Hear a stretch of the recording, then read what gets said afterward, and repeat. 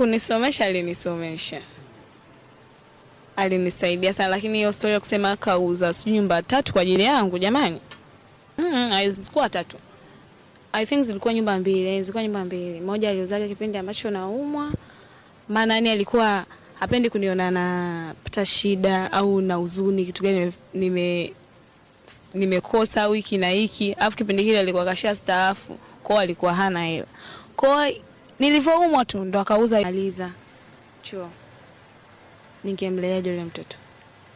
Moja kati ya story ambayo alitupa mzee ya hadithi ambayo ilimkuta kuhusiana na wewe ni kwamba aliuza mpaka vitu vyake vya thamani, ikiwepo nyumba, gari, lakini kuna vitu vingi vya thamani ameshakugharamikia, ikiwepo kukusomesha wewe chuo, lakini baadaye ukaja ukamwacha, ikiwa pia ishe kukutibia ukiwa kunisomesha. Alinisaidia sana, lakini hiyo story ya kusema kauza nyumba 3 kwa ajili yangu, jamani, haizikuwa 3. I think zilikuwa nyumba 2, moja aliuzaga kipindi ambacho naumwa, maana yani alikuwa hapendi kuniona napata shida au na huzuni kitu gani nimekosa wiki na hiki, afu kipindi kile alikuwa kashastaafu, kwa alikuwa hana hela.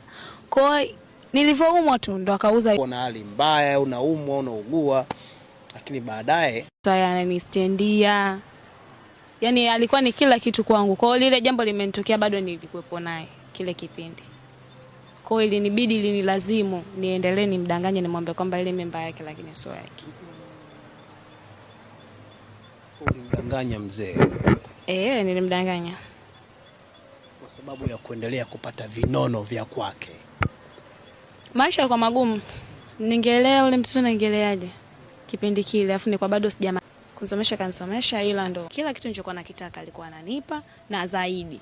Na pia hiyo zaidi yake alikuwa anaifanya, mimi ilikuwa kama uoga kwangu, yani kwa nini afanye zaidi vile? Yani kuna zaidi, lakini ile zaidi sana. Kama mtoto kashashukuriwa na baba yake.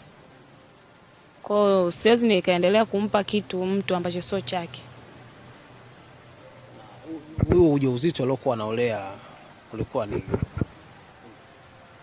yani ujauzito ulikuwa sio wake. Kwa nini unakuwa unaruhusu alee ujauzito ambao ulikuwa sio wake?